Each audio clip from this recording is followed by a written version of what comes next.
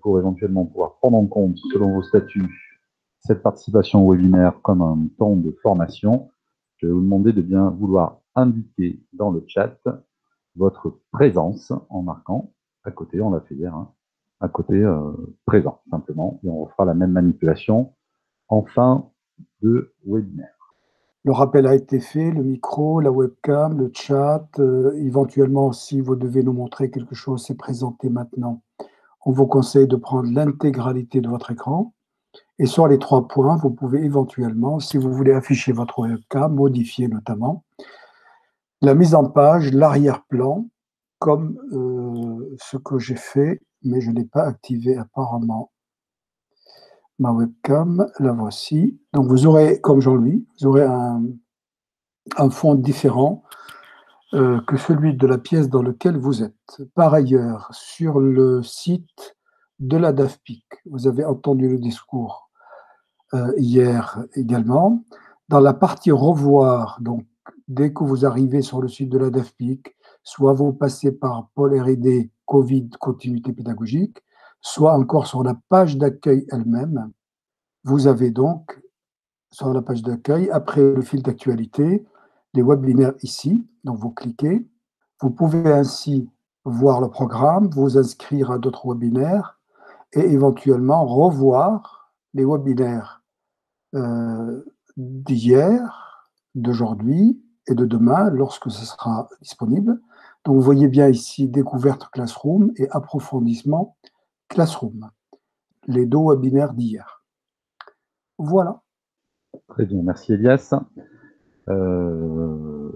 Alors, il n'y a que Laurence qui n'était pas. Voilà. Donc, Lionel nous rejoint. Bonjour Lionel.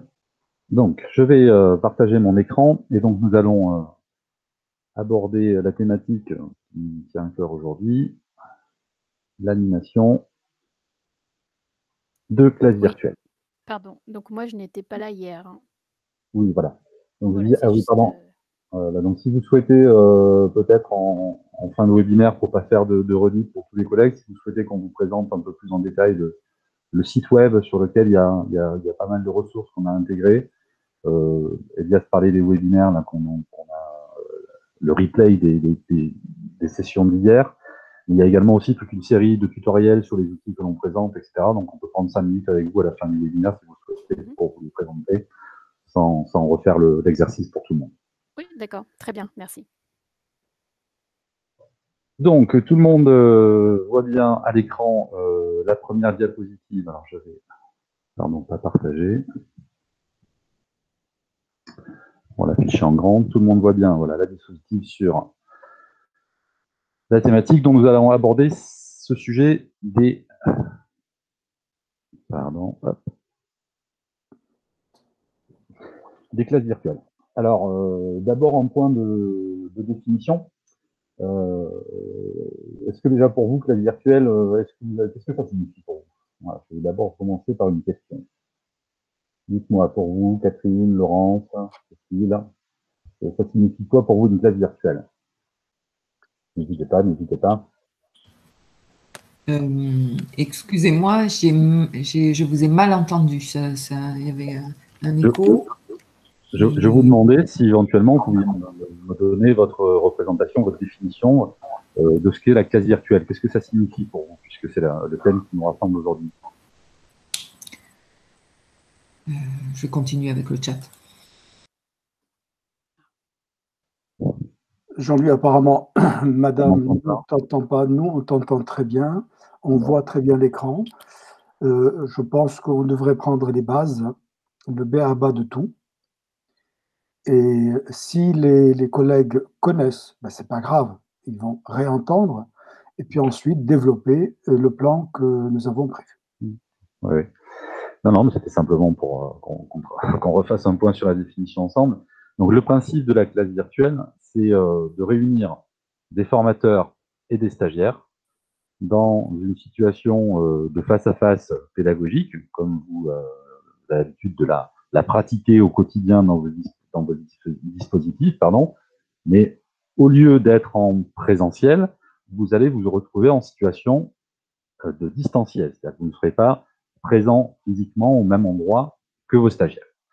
Donc ça, c'est la première partie de la définition. Ça reste un temps de face-à-face pédagogique collectif, avec un groupe d'apprenants, synchrone, donc tous réunis en même temps. Et le complément pour la définition de ces classes virtuelles, c'est que on mobilise pour ce temps-là un outil spécifique de type visioconférence, comme celui que nous sommes en train d'utiliser aujourd'hui, qui est dédié à cet exercice, à cette activité. Alors, quand je dis dédié, c'est parce que on voit ici, alors depuis quelques années, là, les logiciels de visioconférence se multiplient. Hein. Avant, on connaissait que Skype. Maintenant, on connaît tous Meet, plus Zoom, plus etc., etc. Donc, il y a de très très nombreux logiciels de visioconférence. Et chaque logiciel a des fonctionnalités, des spécificités propres. Un logiciel qui est vraiment dédié à la classe virtuelle, ce qui n'est pas le cas de celui qu'on utilise aujourd'hui, il a des fonctionnalités vraiment spécifiques qui vous permettent de favoriser les interactions avec les stagiaires, de réguler un groupe de stagiaires comme vous faites une régulation en présentiel, de préparer et d'organiser vos contenus en amont. Donc c'est vraiment ce qu'on appelle un logiciel qui est dédié à cet outil-là. Alors vous avez entendu, on a beaucoup entendu parler de l'outil de classe virtuelle du CNED, qui a été mobilisé beaucoup en formation initiale et parfois en formation continue aussi en apprentissage web au sein de l'IGRETA CFA. Il y a plusieurs noms, je pourrais vous citer Classidio VIA, on peut citer Big Blue Button, on peut citer d'autres logiciels comme ça. Alors, les applications que j'ai citées dans un second temps, des vidéos comme Zoom, etc., sont pas forcément, sont des outils de réunion, ils sont pas forcément toujours pensés directement pour l'éducation, donc ce qui peut faire qu'on va retrouver des variantes entre les fonctionnalités qui sont disponibles au sein de ces logiciels. Mais dans le principe, on va les balayer tout à l'heure, on verra qu'on retrouve un petit peu les mêmes éléments et qu'on peut arriver à jongler en fonction de ces différents éléments. Donc, dans cette approche aujourd'hui autour de la classe virtuelle, on va séparer d'un petit peu ces deux côtés-là qui sont concomitants, à savoir la partie, je dirais, animation au sens pédagogique. Donc, on va voir qu'il est important, c'est pas une activité dans laquelle on se lance au hasard et sans préparation, parce que sinon vous prenez le risque de l'échec, c'est-à-dire que votre séance se passe mal, parce que elle n'est pas suffisamment préparée, parce que vous n'avez pas anticipé les problématiques auxquelles peuvent être confrontés les stagiaires, parce que vous vous retrouvez en difficulté à gérer à la fois l'interface logicielle, où il faut avoir un œil sur les participants, sur le chat, sur les micros, etc., et puis en même temps dérouler son fil. Donc c'est quelque chose qui requiert une certaine expérience pour pouvoir au fur et à mesure être à l'aise avec son maniement et pouvoir profiter pleinement de l'outil, vous en tant que formateur être satisfait de ce que vous apportez à vos stagiaires et que vos stagiaires soient aussi satisfaits des séquences dans lesquelles vous allez, des séances dans lesquelles vous allez partager avec eux. Donc il va falloir apprendre à jongler avec ces éléments. Donc on voulait faire un focus un petit peu là-dessus, hein, c'est plus des points de vigilance et de la méthodologie un petit peu qu'on peut vous donner, et puis aussi un certain regard sur l'expérience qu'on a acquis, hein, parce que ce sont des outils qu'on manie avec Elias depuis pas mal de temps, ce qui nous permet maintenant nous d'avoir une certaine aisance, plus de liberté, un peu de pas forcément avoir la même rigueur dans la préparation que ce qu'on va vous montrer, mais on ne peut que vous conseiller dans les premières expérimentations, si vous êtes amené là, pendant ce confinement à organiser des sessions de classe virtuelle, à vraiment préparer ça le plus possible et à vraiment essayer de faire des choses dans un premier temps, je vais le répéter, des choses très simples, de manière à pas vous retrouver en difficulté, parce qu'il n'y a rien de pire que quand on se retrouve en difficulté face au groupe. Alors vous le savez qu'en présentiel, on se retrouve en difficulté parce que voilà, il y a une problématique à gérer, on a perdu des documents, on a un problème de tableau, de vidéoprojecteur, je ne sais pas, on peut parfois perdre le fil de l'animation, mais on arrive à se rattraper. Quand on est à distance, ça devient très très compliqué si on part sur de mauvaises bases et qu'on perd le fil. Et au bout d'un moment, on a envie que ça s'arrête, et puis voilà, on a un rendu et un y a un vécu avec les stagiaires qui est pas optimal. Donc, voilà. On va essayer de vous donner ces garde-fous. Donc, dans une classe virtuelle, avant de passer aux fonctionnalités, d'abord, c'est quelque chose qui effectivement se prépare. Alors, la préparation intervient à plusieurs niveaux. Alors, voilà, je vous ai fait quelques diapositives. Alors, il y a beaucoup de texte, hein, ça c'est un mauvais exemple, mais c'était pour que vous ayez bien tous les points en checklist, entre guillemets, et on vous mettra ce diaporama, du coup, à disposition, également, sur le site.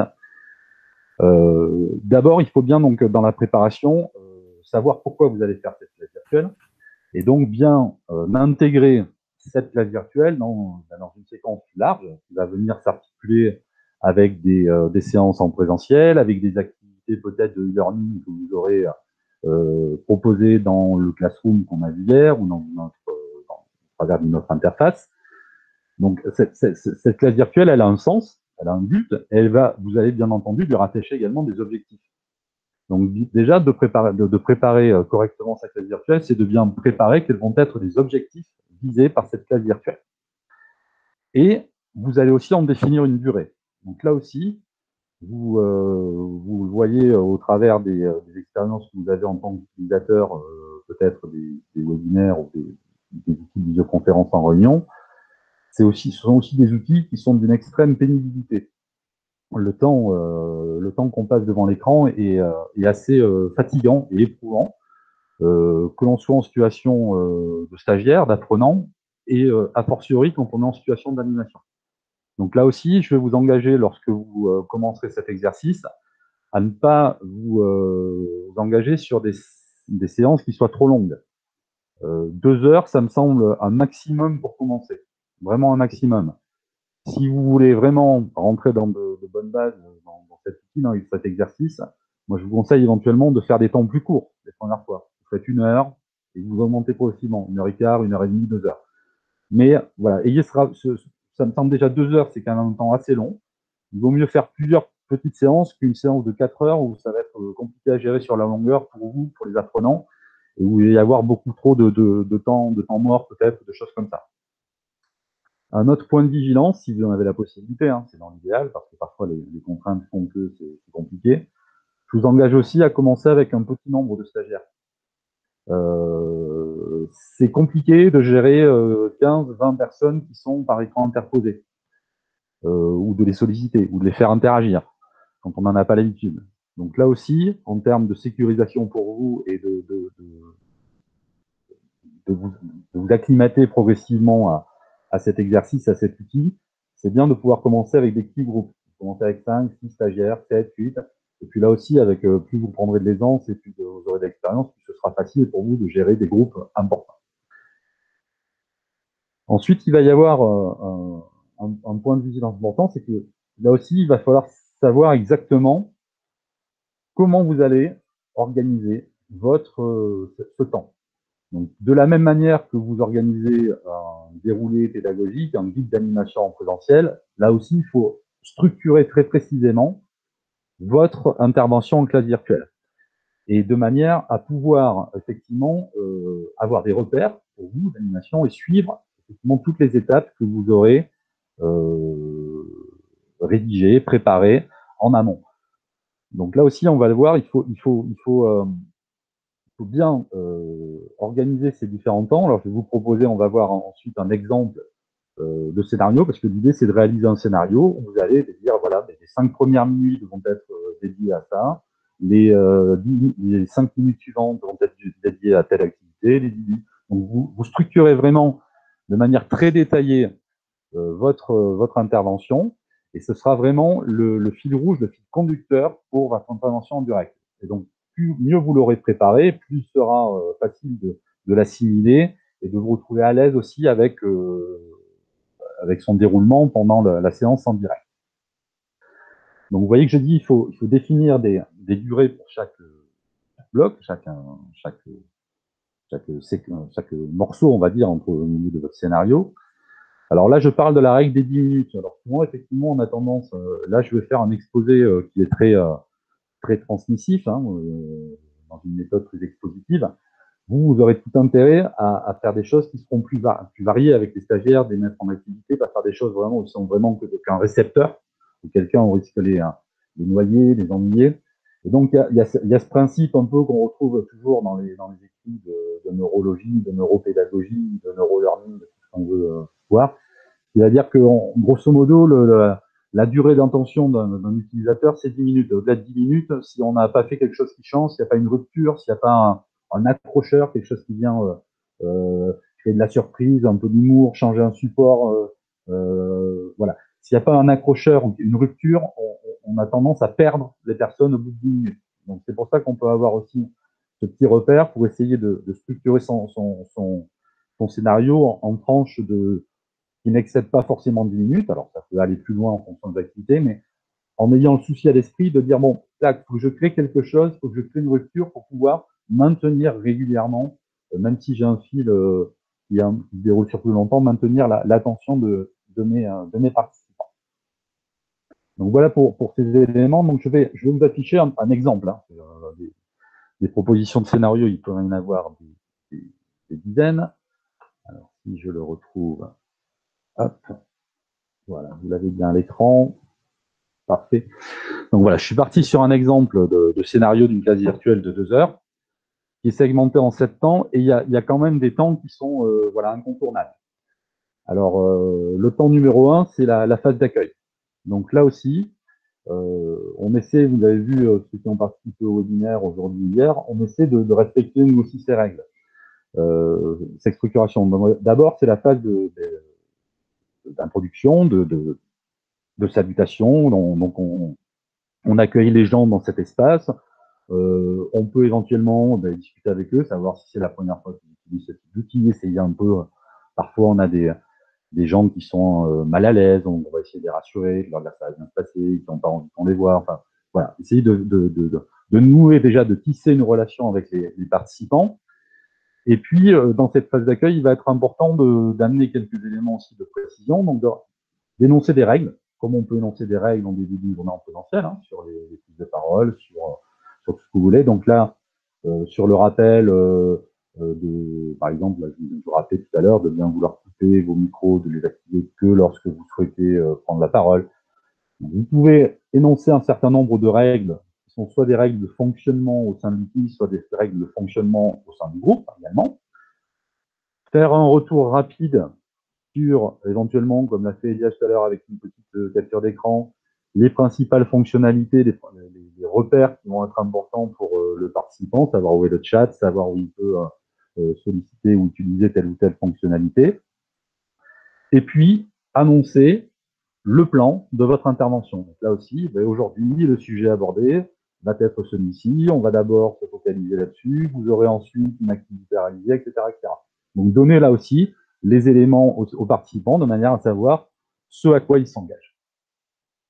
Une deuxième étape possible, alors là, elle sera pertinente lorsque vous débutez avec un groupe qui est nouveau, c'est les activités dites brise-glace. Hein. C'est des choses que vous pratiquez en présentiel.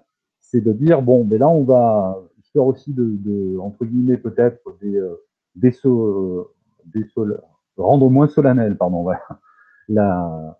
L'exercice de créer un petit climat de connivence, de convivialité entre vous et les apprenants.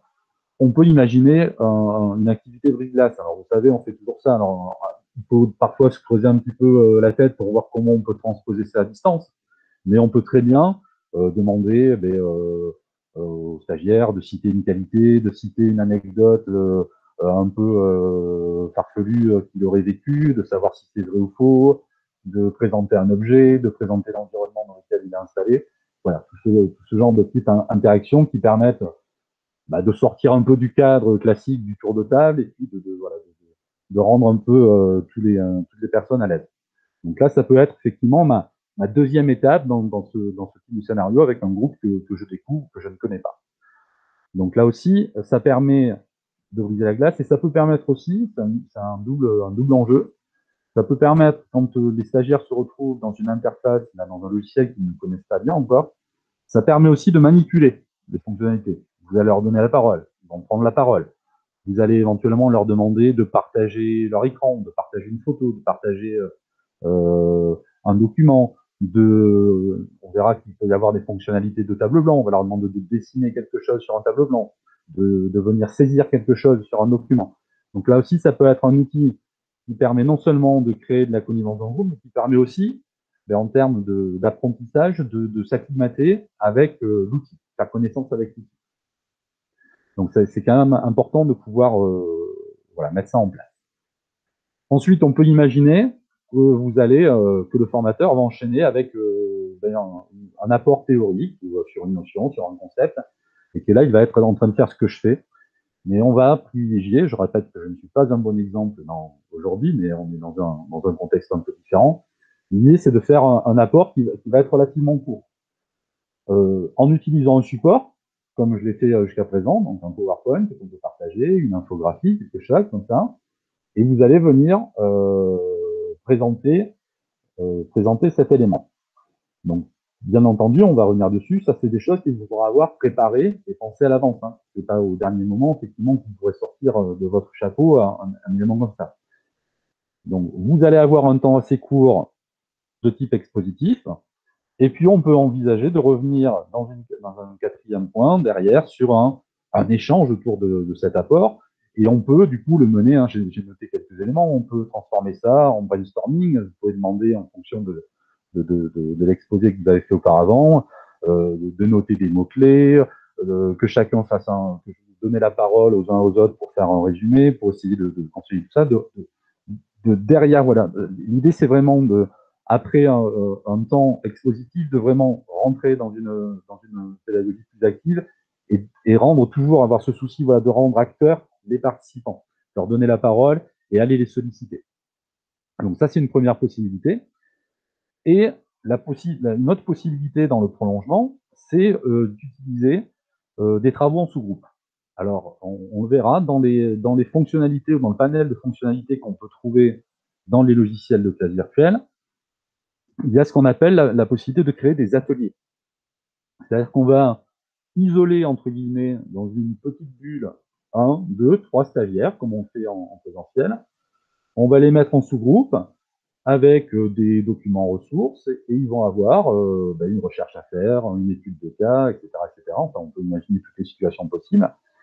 Et l'idée, c'est que vous, pendant ce temps-là, vous puissiez aussi naviguer entre ces groupes et pouvoir faire de l'accompagnement, de la remédiation, venir préciser, guider, accompagner. Donc, ce sont des choses qu'on peut faire assez facilement. Alors, on a parfois, là aussi, hein, je vous conseille pas de le faire sur une première session, et quand vous êtes un petit peu à l'aise dans l'animation, après, vous pouvez essayer de faire, de mettre en place ces travaux collaboratifs et ce travail en sous-groupe à distance. Ça fonctionne très bien. Donc, soit en guidant complètement les stagiaires, en les disant, voilà, vous vous retrouvez ici, je vous ai donné ces documents, je passerai vous voir de temps en temps, ou alors en leur laissant plus carte libre et en disant, écoutez, on va couper la vidéo, vous avez 30 minutes ou 45 minutes pour vous organiser comme vous le souhaitez, vous vous téléphonez, vous refaites une vidéo, et puis on se reconnecte tous ensemble en groupe à telle heure, et on fera une restitution rendue, etc. Donc tout ça, c'est possible. Donc soit les logiciels ont déjà ces fonctionnalités intégrées, soit effectivement, vous pouvez laisser la liberté, ou par exemple, si on utilise Meet, vous auriez pu, on a créé un lien de connexion pour un temps collectif, et on pourrait avoir créé à côté d'autres liens alternatifs qui correspondront à ces sous-groupes, et on peut transmettre le lien au groupe 1, au groupe 2, au groupe 3, pour pouvoir organiser des éléments comme ceci. Donc là aussi, hein, vous pourrez trouver plein d'exemples en ligne, si vous faites des recherches dans des ouvrages ou des choses comme ça, sur la scénarisation de ces classes virtuelles, on vous expliquera, mais c'est vrai que c'est intéressant de là aussi favoriser ce travail en sous-groupe. C'est pas parce qu'on est à distance qu'on est condamné entre guillemets à utiliser toujours vraiment un mode transmissif. Dans un sixième temps, après ce temps de travail collectif en sous-groupe, on va envisager un nouveau temps collectif de restitution avec chaque groupe qui va être le rôle prendre la parole et donc devenir animateur de la classe virtuelle. Donc là aussi, on renverse les rôles. Hein. Vous êtes spectateur, vous êtes participant et on met des stagiaires en animateurs, et c'est eux qui vont faire la synthèse des éléments qu'ils ont produits ou des recherches qu'ils ont faites, et vous êtes là pour favoriser les échanges et les interactions là aussi entre les différents groupes, et puis pour effectuer aussi un travail de remédiation le cas échéant. Et puis la dernière phase incontournable qui se produira, c'est la phase de conclusion. Alors là aussi, il va être important de dédier un temps à la synthèse, à la stabilisation des acquis. Donc de pouvoir, vous, en tant que formateur, dire voilà, aujourd'hui on a vu ça, on a fait ça. Les points clés à retenir sont celui-ci, celui-ci, celui-ci. Si possible, étayer ça avec un document que vous pourrez transmettre au stagiaire, une infographie comme celle-ci, un petit document texte, au moment où vous relevez les points saillants, les éléments clés. Et puis ensuite, vous projetez dans ce qui arrive derrière, dans les temps suivants. Que les stagiaires puissent faire le lien, là aussi, entre les différentes briques de son parcours. Je vous l'ai dit, on le fait en début de parcours, donc on recontextualise en début de classe virtuelle, on recontextualise le pourquoi, on donne du sens à cette classe virtuelle, et derrière, là aussi, vous mettez en perspective avec ce qui va arriver. Après cette classe virtuelle, vous allez avoir peut-être des modules en e-learning à consulter, on va se retrouver en présentiel, vous allez être sur le plateau technique avec mes collègues formateurs, et nous, on se reverra à telle échéance, et donc voilà, redonner du sens et de la perspective à cette action qui vient d'avoir lieu avec l'ensemble du parcours que vous déroulez. Donc voilà pour une petite présentation. Alors, ça n'a valeur que d'exemple, mais il peut y avoir toutes les activités, toutes les segmentations que vous pouvez imaginer. Mais l'idée, voilà, c'est que dans votre scénario, vous puissiez structurer et avoir ce fil conducteur dans l'animation. Je laisse Elia se compléter éventuellement, ou je vous laisse poser quelques questions si vous le souhaitez. Mais écoutez, moi je crois que c'est mon sentiment que c'est le même processus pour le présentiel. Quand on présente une séance, on la planifie et on a des objectifs et des moments de séance. Rappelez-vous, je ne sais pas si vous faisiez ça, sur les séances, on avait effectivement les objectifs avec le minutage et on précisait qu'on va faire l'introduction pour 2 minutes et ainsi de suite. Est-ce que cela vous semble conforme? Est-ce que vous partagez la même idée? Le distanciel et le présentiel dans son organisation, on va dire, c'est la même chose. Dans sa pratique, c'est différent. Oui. Voilà. Pour moi, c'est vrai que ça me fait beaucoup penser au présentiel. Mon problème, c'est que là, j'imagine pas grand-chose dans la faisabilité, vu que vraiment, je n'ai jamais du tout pratiqué. Voilà. Donc, c'est ça, moi, qui me limite là actuellement. Qu'est-ce qui vous limite? C'est l'expérience. C'est la préparation de savoir, d'avoir une visibilité sur l'ensemble du processus. On en a parlé hier, on veut bien redémontrer aujourd'hui. Non, c'est surtout la technique. Ce qui est prévu, ça ne me pose pas de problème de planifier, de faire des trames pédagogiques, mais de temps, etc., parce que je le fais tout le temps en présentiel. Mon problème, c'est effectivement, c'est le comment. C'est vraiment le pratico-pratique. C'est l'outil lui-même ou c'est… C'est l'outil lui-même. On va y aller dessus. Hein. Voilà, c'est pour ça, c'est juste ça. Moi, voilà. Mais ça, j'entends bien et je m'y retrouve pour le moment dans ce qu'il dit, oui. Ça ressemble bien. Madame Lozano demande quelle est en moyenne la durée du temps de préparation d'une classe virtuelle. Ce temps dépasse-t-il la préparation d'une séance de cours en présentiel? La réponse est non. Le temps de préparation de cours, je dirais, elle est équivalente, qu'elle soit dispensée en présentiel ou en distanciel. Le parallèle avec la préparation d'une séance en présentiel est évident. Alors là où on peut insister encore, c'est que effectivement le distanciel donne moins droit à l'erreur, entre guillemets. Donc l'exigence de préparation et de scénarisation, même si elle n'est pas, si le temps n'est pas forcément supérieur en préparation, l'exigence de préparation elle est incontournable. Si on y va les mains dans les poches, on a toutes les chances de se planter. Et quand on se plante avec un groupe sur ce type de situation, on sait qu'il y a souvent des freins avec ces outils, etc. Si la première classe virtuelle dans un dispositif, vous êtes amené à en réaliser plusieurs d'affilée sur un intervalle de temps assez court, comme là par exemple, là, en un mois et demi, il faut organiser 7-8 classes virtuelles avec le groupe de CAP Cuisine. Si la première, vous la manquez, vous ne retrouverez pas les stagiaires sur les suivantes. Donc c'est là où c'est important vraiment de border le plus possible l'exercice de manière à limiter le plus possible les risques d'erreur ou de casse, de situations problématiques ou d'échecs. Parce que c'est très, très compliqué de rattraper le coup derrière. C'est pour ça que l'exigence, elle est importante et qu'on insiste là-dessus. Alors, c'est suffisamment grand là ou vous voulez que je le repasse ouais, je peux le mettre en... Non, ça va, Jean-Louis, on voit bien là. Alors, vous voyez là, pour l'anecdote aussi, dans la partie technique, donc là, je suis en situation, donc j'inciterai après, mais ça me fait penser. En termes d'animation, moi, j'ai 3 écrans sous les yeux. J'ai l'écran en face de moi, là, qui est l'outil où est présent le logiciel de vidéo. Donc, j'ai un visuel sur tous les participants, j'ai un visuel sur le chat, j'ai un visuel, etc. J'ai sur l'écran qui est à gauche de moi des ressources que je présente.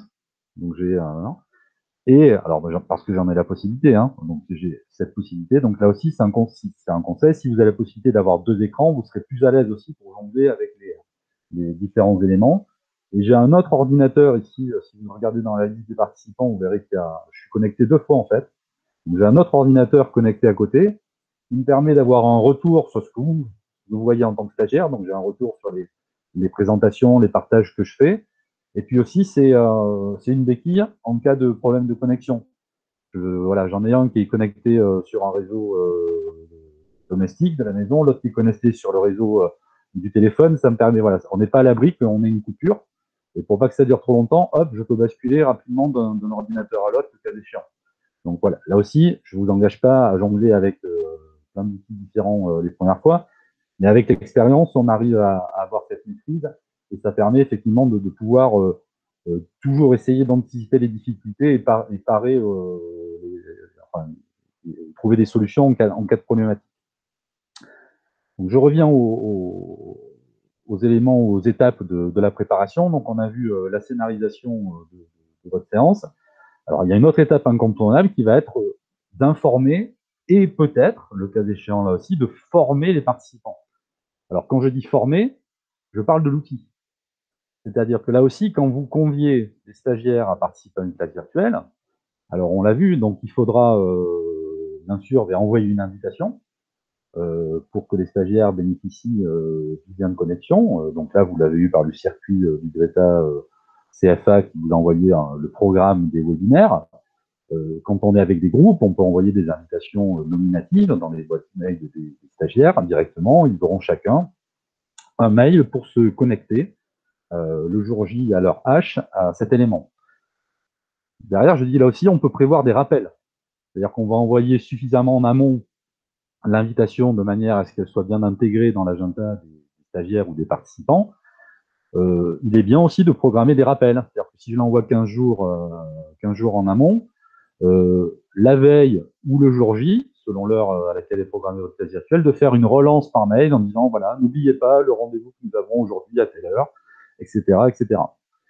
Dans cette invitation, vous allez pouvoir associer ou joindre des documents préparatoires qu'il sera nécessaire de consulter avant la séance ou des documents que vous leur proposerez, alors parce que peut-être ils sont dans un format de fichier qui est difficilement partageable en ligne, je ne sais pas, ou sur un logiciel qui est plus compliqué à utiliser dans la visio. Donc on peut mettre à disposition des documents en amont, donc soit simplement pour qu'ils les aient sous la main parce qu'ils auront besoin de les consulter pendant la séance, soit parce que ce sera des documents qui feront partie des travaux en sous-groupe, comme on l'a évoqué tout à l'heure, ou parce qu'aussi on est dans une démarche de classe inversée. Donc vous avez tous entendu parler de cette notion de classe inversée.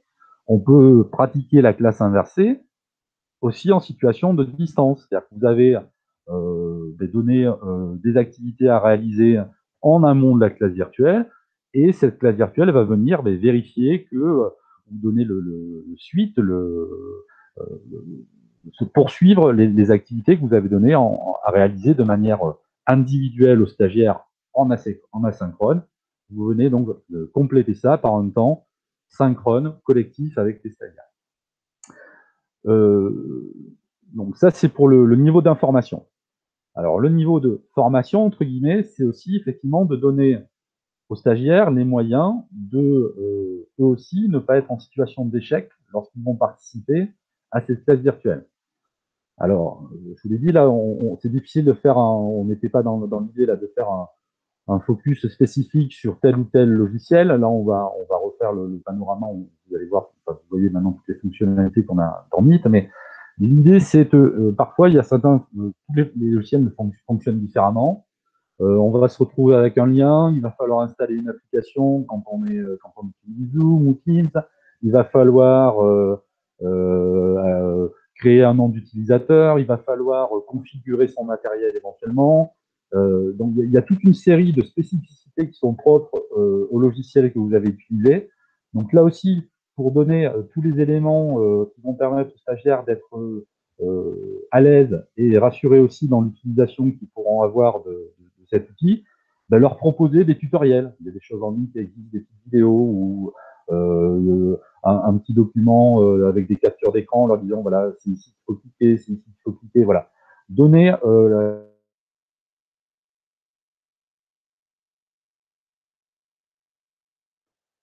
On a perdu Jean-Louis. Vous m'avez perdu?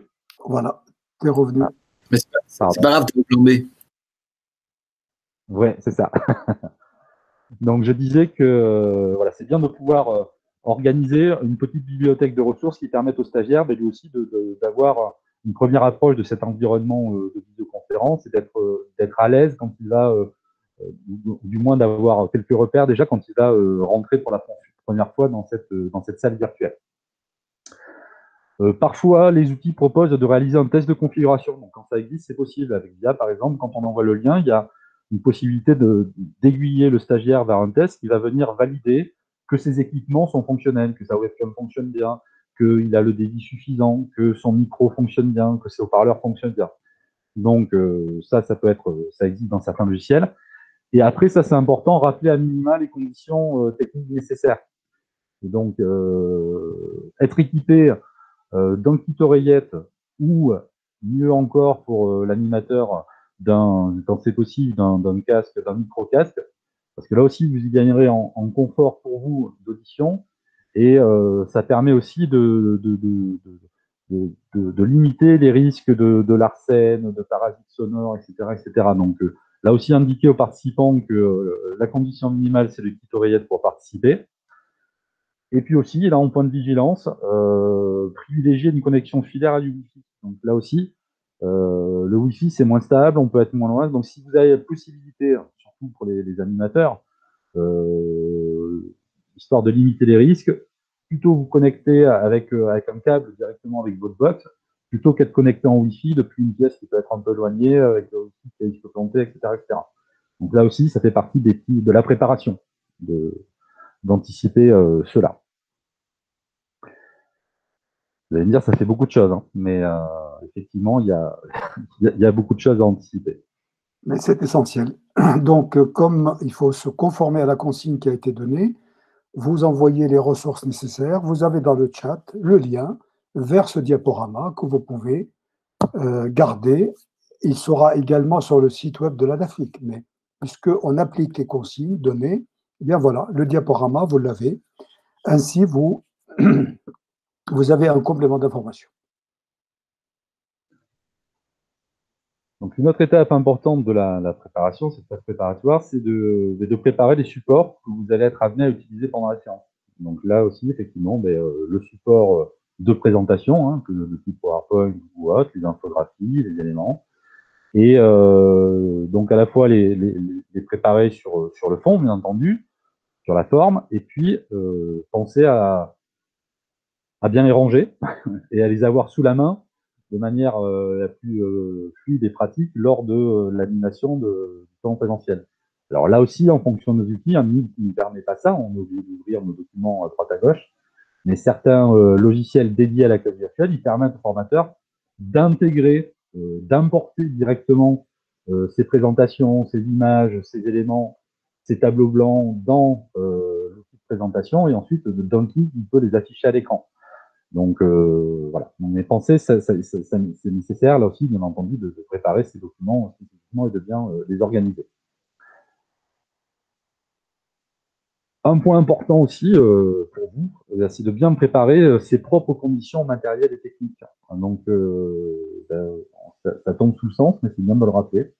D'être au calme, donc d'être dans un endroit où, quand on peut, hein, si on peut être à l'aise, ou dans son bureau d'un endroit au calme, et dans lequel on ne sera pas dérangé pendant la durée de cette séance. Donc ça veut dire que par exemple, si vous êtes au bureau, qu'il risque d'y avoir du passage, vous allez indiquer sur la porte, attention, classe virtuelle, ne pas déranger, ne pas frapper, merci, etc., etc.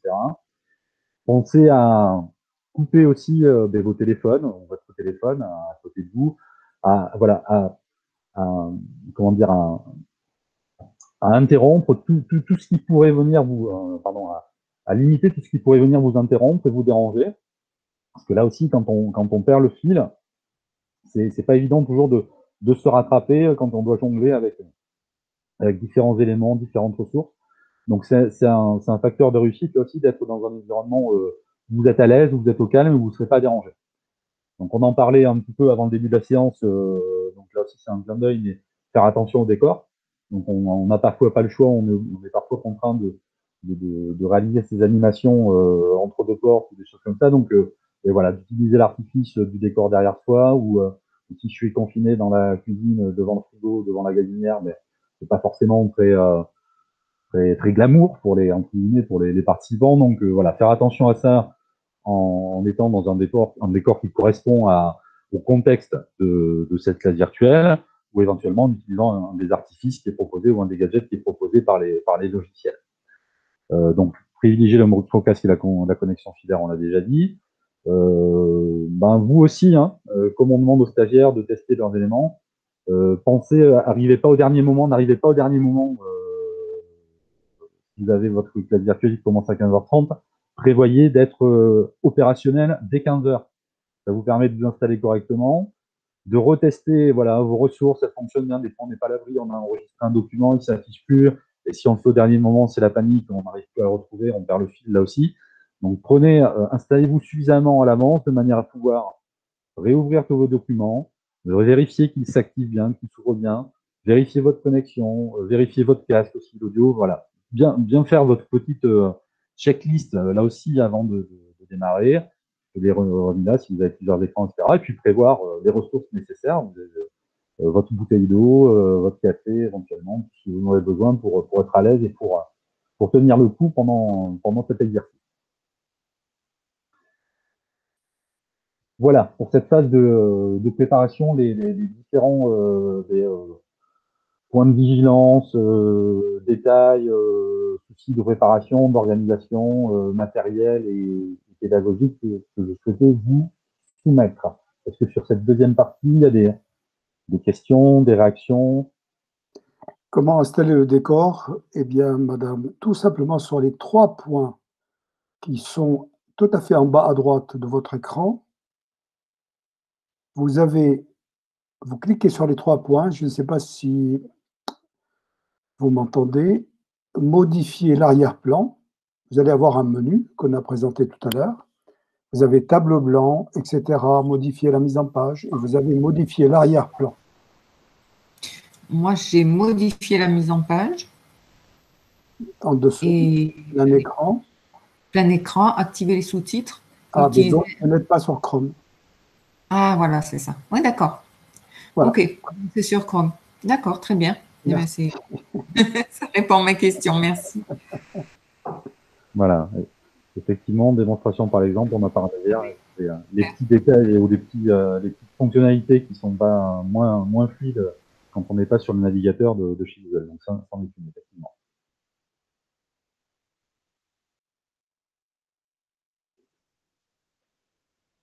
D'autres réactions, Laurence?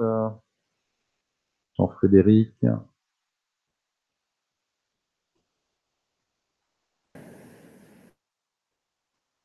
Est-ce que c'est un exercice? Oui, moi, je voulais demander la connexion.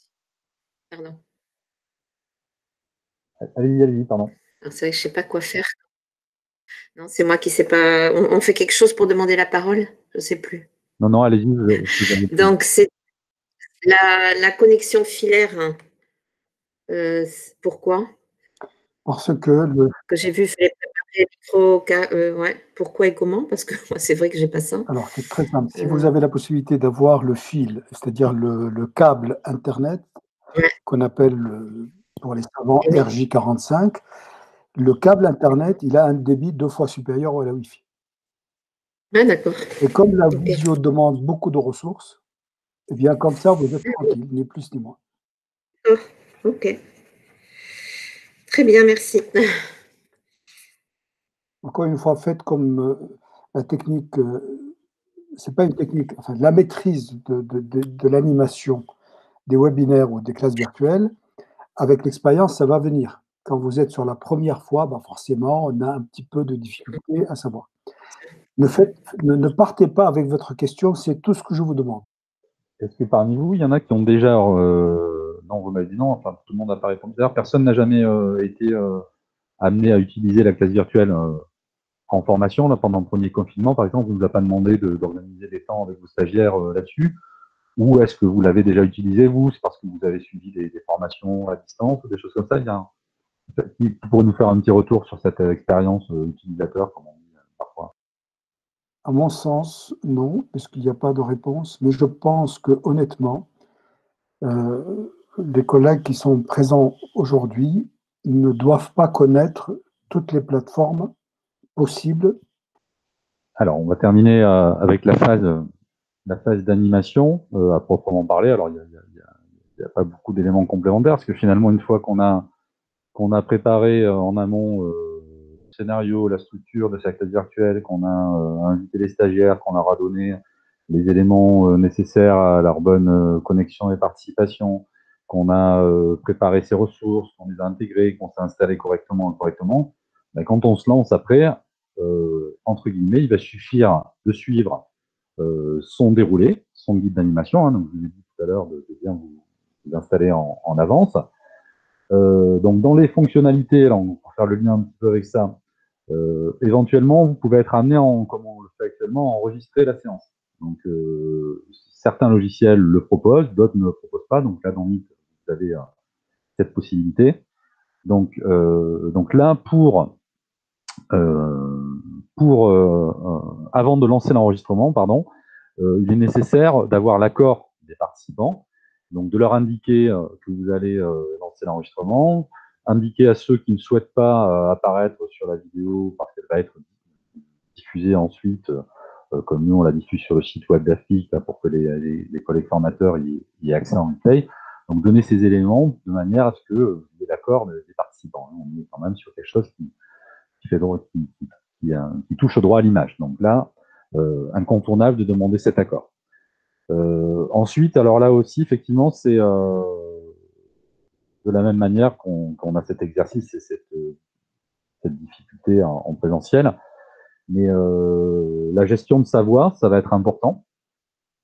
À la fois, alors c'est difficile, hein, vous voyez, moi aussi souvent, j'hésite, je cherche mes mots, je rebondis, c'est difficile d'être très fluide et toujours très précis dans le vocabulaire employé. Mais en tout cas, l'idée, c'est de pouvoir essayer de calmer le flux un petit peu de paroles, essayer de ne pas parler trop vite, de manière à ce que tout le monde puisse vous entendre. On a aussi ce qu'on appelle l'effet de latence, c'est-à-dire qu'entre le moment où je parle, moi en direct, et le moment où vous m'entendez, il peut y avoir quelques millièmes de seconde, centièmes de seconde, voire parfois quelques secondes de décalage. Et donc, si vous parlez trop vite, et si vous ne respectez pas des petits silences entre les moments où vous donnez la parole au stagiaire ou vous interpellez sur des questions, on peut avoir des croisements, des superpositions qui vont là aussi rendre l'audition compliquée et l'attention difficile pour tout le monde. Donc voilà, on essaie d'avoir un flux relativement maîtrisé, pas trop rapide, essayer le plus possible d'articuler, de poser sa voix sans en étant de manière à faciliter la transmission et la communication avec les participants.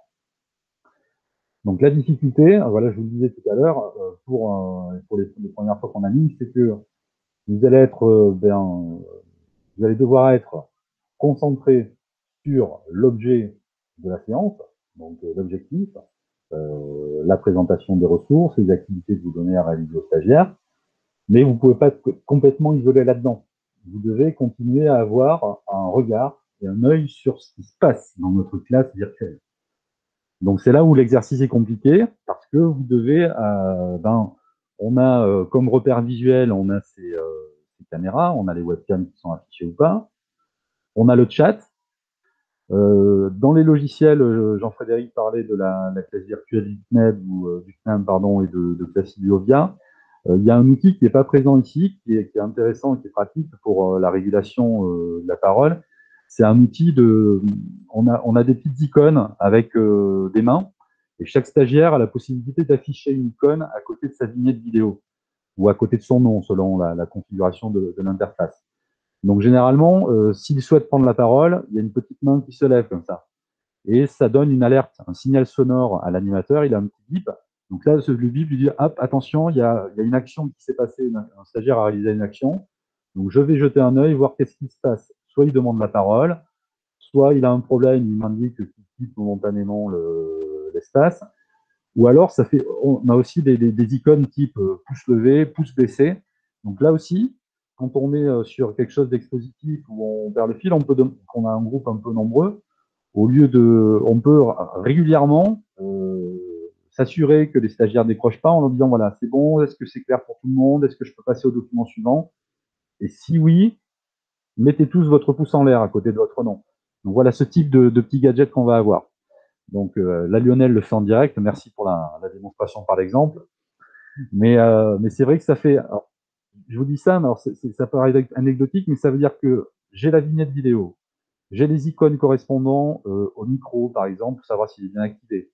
J'ai quelque chose qu'on n'a pas dans Meet, mais dans les logiciels de classe virtuelle aussi, je vais avoir un témoin qui me donne un indicateur du débit de la connexion du stagiaire. Donc je vais avoir, quand il est au vert, tout va bien, il participe pleinement. Parfois, ça passe dans l'orange et dans le rouge.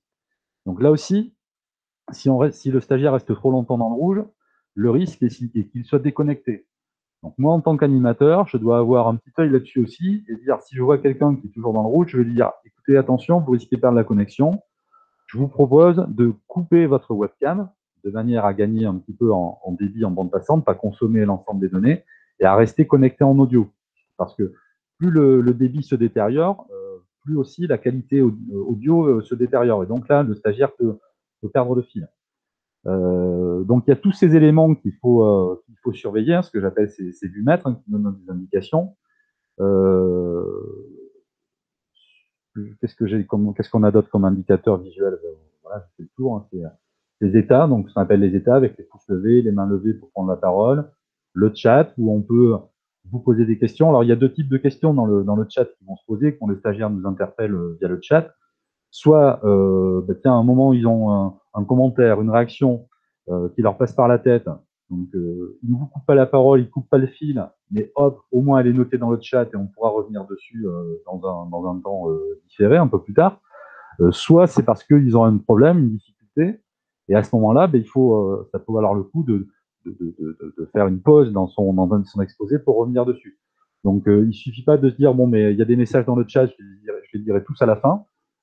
S'il y a un stagiaire qui a perdu complètement ou un groupe de stagiaires, parfois on ne se rend pas compte qu'on a son micro coupé. Donc si les stagiaires vous envoient des messages dans le sens en vous disant attention, le micro est coupé, si vous ne les lisez pas, vous allez être obligé amener à recommencer votre action. Donc voilà, il faut la difficulté, la principale difficulté dans les premières sessions d'animation, c'est d'arriver à conjuguer le fil conducteur de votre action pédagogique et puis la gestion après plus pratique de l'interface et la gestion des participants.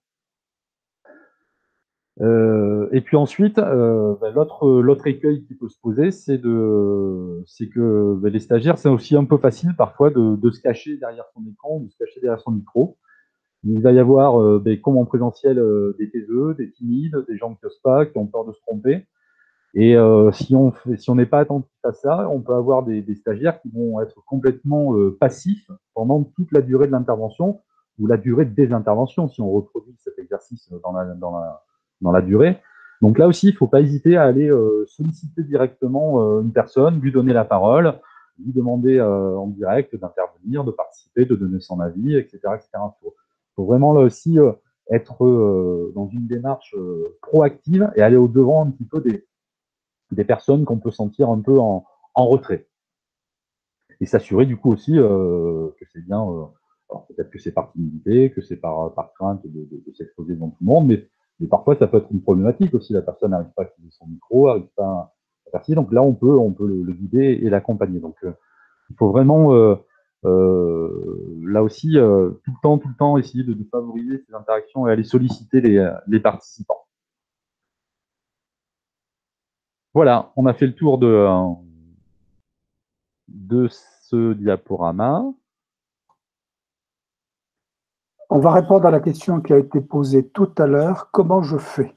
Concrètement, j'ai des apprenants, je veux rentrer en visio, je vais organiser une visio avec mes apprenants. Comment je fais? Je commence par vous mettre dans le chat la démo complète qui se trouve sur le même site support qu'on a présenté tout à l'heure, à savoir sur le site de la DAFPIC. Il suffit pour vous de cliquer directement dessus. Je ne vais pas partager mon écran. Voilà. Partager. Dès le moment où vous êtes sur le site de la DAFPIC, vous avez, je vais fermer quelques onglets, pardon. Vous avez donc les tutoriels de prise en main.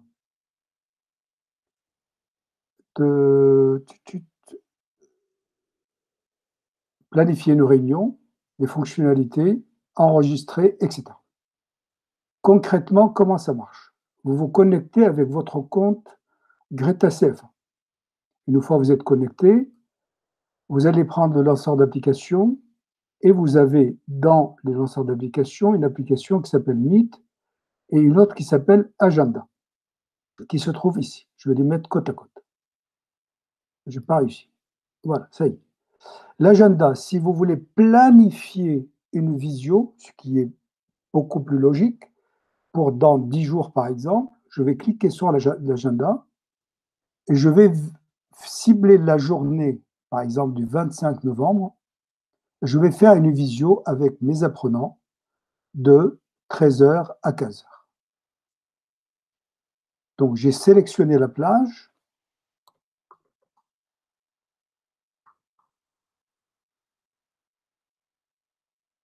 Visio apprenant, je vois ici, je suis la date lundi 23 novembre, 13h-15h. Si je veux, je change, il n'y a aucun problème. Il suffit, je clique dessus. Ensuite, je peux ajouter une visio ici. Donc, c'est bien le but. Eh bien, je clique. J'ai ici un lien qui se produit automatiquement. Si j'enregistre, ah mince, j'ai oublié d'inviter mes apprenants. Donc, je reclique dessus et je vois bien que j'ai ici tout ce qu'il faut. J'ai le lien visio qui est ici. Et là, ici, j'ai la possibilité de rentrer mes apprenants un à un. Ou bien, moi, je les connais, je ne veux pas leur envoyer des invitations personnelles. Donc là, je vais envoyer des invitations en même temps que, voilà. Je ne veux pas leur envoyer des invitations personnelles, mais par contre, je vais leur envoyer le lien qui est ici. Vous voyez là, identification de la réunion. Donc, je vais faire un clic droit, copier l'adresse du lien. Ça y est, j'ai le lien ici. J'ouvre maintenant mon Gmail et puis je vais écrire à mes apprenants. Nouveau message. À mes apprenants. Bon, je lisais quelque part, voilà. Donc, sujet, visio, et je leur demande, je leur écris, cher apprenant, nous avons une visio planifiée ensemble, voici l'adresse. J'envoie mon mail, comme ça, ils ont les liens. Et une fois qu'ils ont reçu les liens, forcément, ils vont pouvoir s'y connecter. Arrive le moment où viendra, donc là, ici, je suis aujourd'hui, est-ce que je peux passer Donc, c'est trop loin dans la... Arrive le moment où je vais me connecter. Donc là, je saisis l'adresse directe. Ici, je suis sur la visio de mes apprenants. Il suffit que je fasse participer à la réunion pour que je puisse rentrer dans la visio.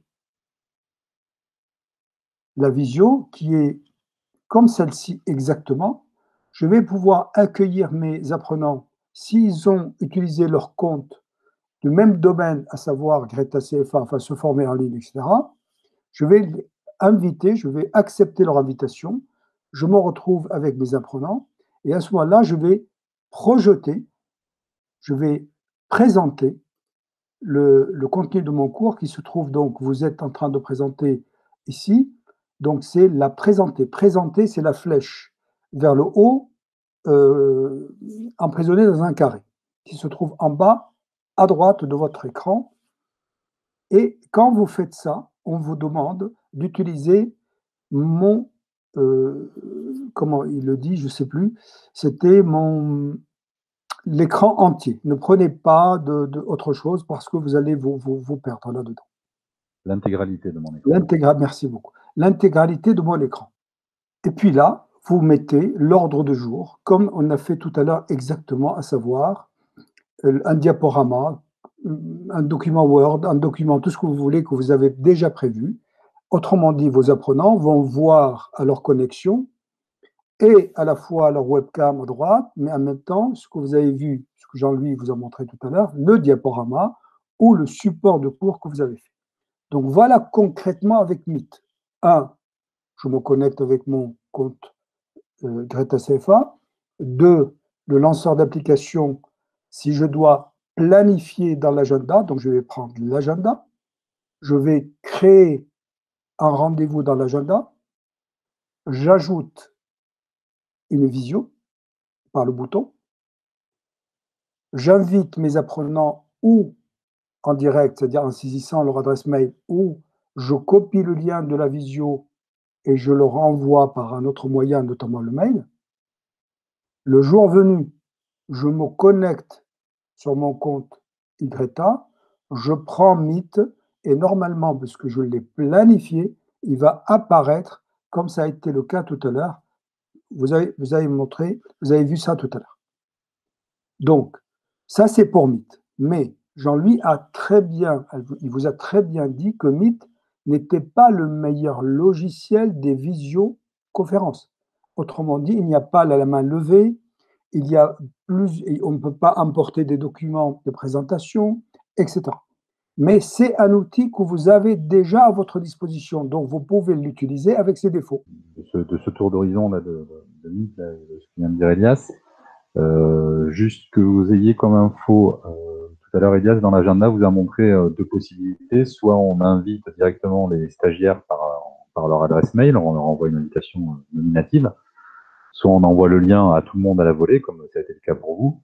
Alors ce qu'il faut savoir, c'est que lorsqu'on envoie le lien à la volée comme ça, quand quelqu'un essaie de se connecter, comme ça a été le cas pour vous, chacun d'entre vous, à chaque fois, l'animateur on a une petite vignette qui s'affiche, un signal qui nous dit, voilà, telle personne souhaite intégrer la réunion, entrer dans la réunion. Donc, il faut à chaque fois valider cet élément. Donc, quand il y a des gens qui arrivent en retard, là aussi, ça peut être source de confusion, il faut jongler entre plusieurs écrans, il faut les valider. Donc, en utilisant l'invitation nominative par l'adresse mail, là, les personnes rentrent librement accèdent librement à l'espace de visioconférence. Donc, ça vous permet de ne pas avoir à gérer cette manipulation complémentaire. Vous avez la possibilité, là aussi, si vous l'ouvrez, ou si Elias l'ouvre, là, puisqu'il a le partage d'écran, dans la fenêtre, dans le menu où on affiche les participants dans la visio, vous voyez que vous avez la main pour. Alors, je vais attendre qu'Elias revienne sur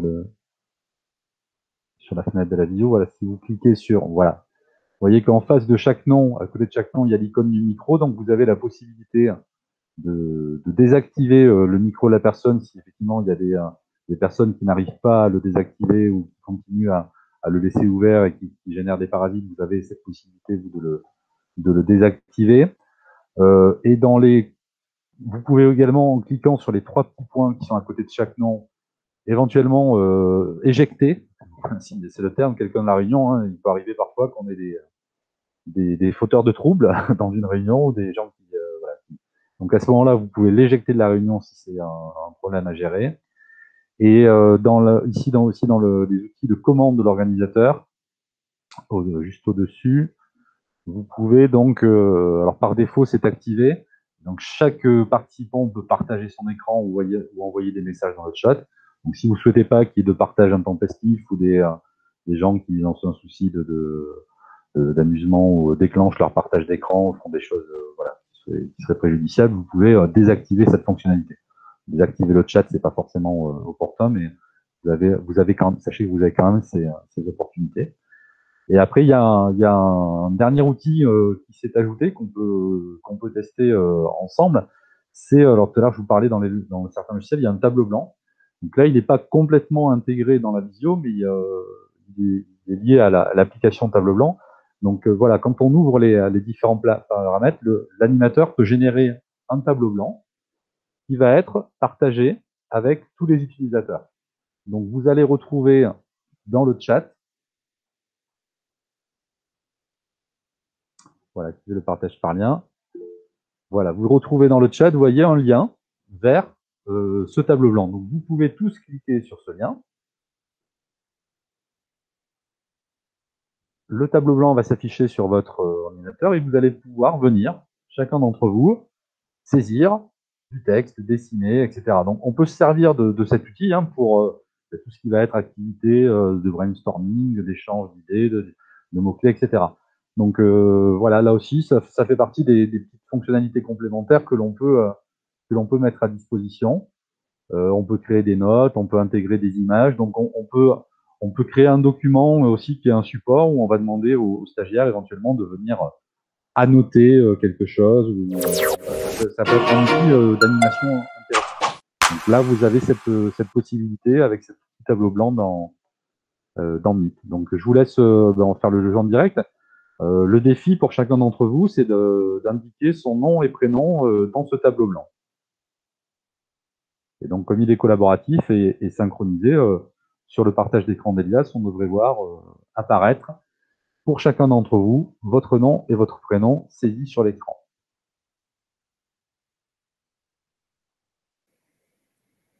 Alors, j'ai l'impression que vous n'avez pas accès à mon chat. J'ai un nouveau chat. J'avais tout coupé et je suis revenue. Qu'est-ce que vous voulez dire par j'ai un nouveau chat, pardon? Non, ben j'ai tout fermé tout à l'heure, voilà, par erreur. Et du coup, je me suis reconnectée. J'ai rejoint la réunion. Et là, quand je vais sur le chat, je n'ai plus accès aux anciennes discussions. Alors, je vais vous remettre le lien. Je suis désolée. Non, pas de souci. On va refaire un peu. Vous avez le lien à nouveau, allez-y, cliquez dessus. Voilà, ok.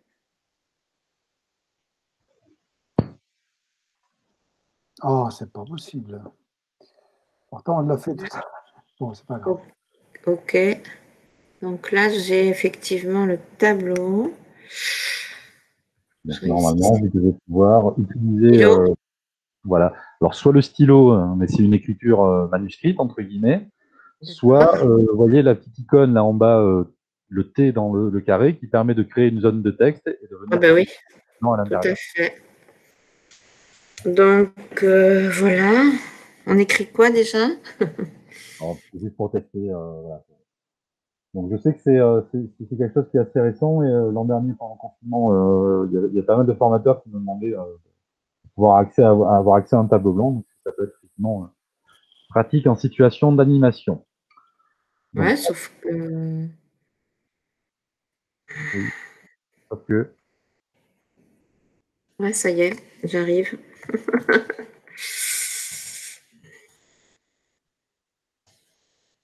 Ok.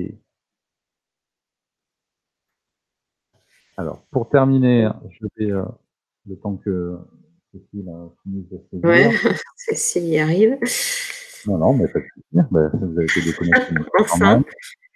Non, non, je sais pas. Donc là aussi, je vous représente une petite infographie qui synthétise ces étapes, ces points clés qu'on a abordés. Donc, en complément du scénario, vous retrouverez aussi, on va vous mettre à disposition le lien, on le retrouvera sur le site web, là, une petite fiche synthèse sur ces éléments. Donc, voilà, avant de se lancer dans la classe virtuelle, la préparation et les points de repère pour l'animation. Donc, il y a un élément que j'ai peut-être pas abordé là, vous voyez dans la vue du milieu en bas. Je parle de gérer les temps forts et les temps faibles. Donc là aussi, ça veut dire que de la même manière qu'en présentiel, il y a des temps où on a besoin d'avoir une attention plus soutenue, des temps où on est plus dans quelque chose de plus informel ou de plus détendu ou de plus sur un mode rigolade, détente ou discussion avec les stagiaires. Et puis aussi les moments de pause. En fait, c'est pas qu'on fait une classe virtuelle qu'il ne doit pas y avoir de pause. Quand on est en présentiel, il y a un temps de pause. Là aussi, on peut très bien dire à un moment, écoutez, on coupe, enfin, tout le monde reste connecté, mais chacun, on coupe notre caméra, on coupe notre micro, on se donne 5 minutes de pause, retour pour tout le monde à 17h05 et on se retrouve à 17h05 devant l'écran. Donc ça aussi, n'hésitez pas à l'utiliser.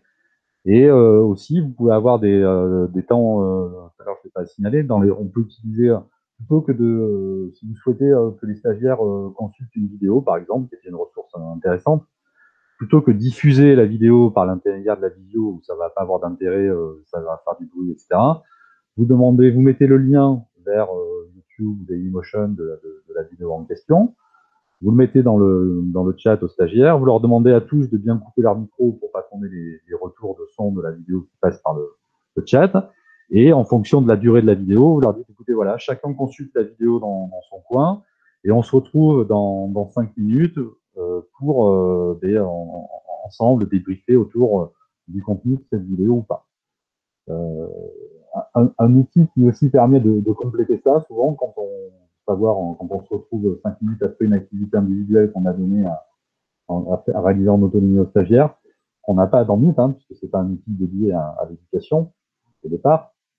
Dans les logiciels de classe virtuelle, on a aussi des outils qui permettent de créer des mini-questionnaires ou des sondages, c'est-à-dire de poser une question en temps réel. Et donc là aussi, ça crée une rupture et ça vient de créer une trace. Donc là, si par exemple, je leur donne la vidéo, au bout de 5 minutes, quand ils reviennent, je leur donne 2 questions ou 3 questions en citant dans une liste déroulante, identifier les mots-clés correspondant à cette vidéo. Enfin voilà, il y a plusieurs possibilités. Et ça donne une activité complémentaire, ça donne du sens. Et là aussi, ça vient enrichir toutes les traces des activités de production qu'on peut avoir, qu'on peut compiler des stagiaires et de leur participation active. Alors, ce qu'on disait, ce que j'avais proposé hier à Catherine, si j'ai bonne mémoire, et ce qui vaut pour vous également, Cécile, c'est que si vous n'avez pas un statut de permanent ou un contrat à l'année au Greta, donc effectivement ils vont pas vous créer d'adresse Greta CFA, mais on peut vous créer une adresse sur le domaine des stagiaires, qu'on évoquait hier, Greta CFA Aquitaine.academy, auquel cas vous retrouverez l'ensemble des applications et des fonctionnalités qu'on vous propose. Donc vous nous envoyez un mail à l'adresse r.datpic, vous nous rappelez, voilà, vous demandez merci de me créer un compte sur le domaine Greta CFA Aquitaine.academy, et on vous créera ce compte, vous aurez cette adresse que vous pourrez utiliser avec vos stagiaires aussi, créer des comptes stagiaires, enfin, tout ce qu'on a évoqué hier pour Classroom et aujourd'hui en Meet, vous retrouverez du coup toutes ces fonctionnalités dans un environnement Google Éducation. Donc n'hésitez pas, envoyez-nous un mail à l'adresse r.datpic@ac-bordeaux.fr, ac-bordeaux.fr. Mesdames et messieurs, si vous n'avez pas de questions, je vous remercie à présent de quitter la réunion. Ainsi, on sait que vous n'avez plus de questions à poser. Je vous remercie de votre présence. Jean-Louis et moi vous remercions de votre présence et on vous dit que le pôle R&D est à votre disposition. Ne vous retrouvez pas avec vos difficultés. Vous pouvez toujours nous contacter. On vous apportera la meilleure réponse possible.